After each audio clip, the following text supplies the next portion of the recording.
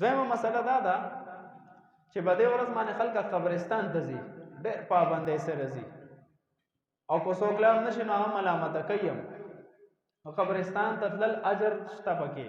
د قبرستان ته د تلو نبی علیہ السلام تاکید کړی دی، اهم مقصد دی چې موږ ته مرګ یاد شي، د مرګ تیاری وکړو چې نن خو دوی د خاورو لاندې پراته دي، سبا به زه هم د خاورو لاندې پروت یم.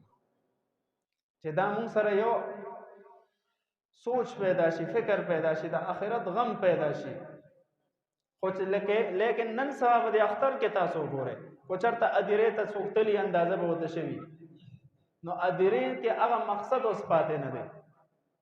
اوس میلې پکې لګېدلې وي چې په قبر باندې د پاسه اوبه اچوي، د پاسه پیچینی اچوي، د پاسه په ډکره روجې اچوي، مختلف قسم ګلونه وړي. ته ووایه چې مړي ته څه فایده رسي؟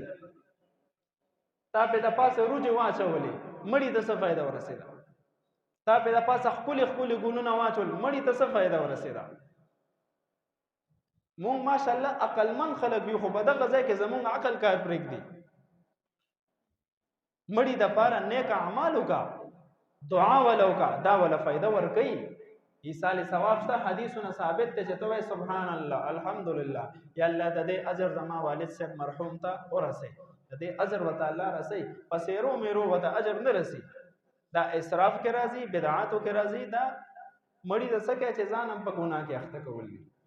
الله دې د عمل کولو توفیق را نصیب کړي، صفونه برابر کړي.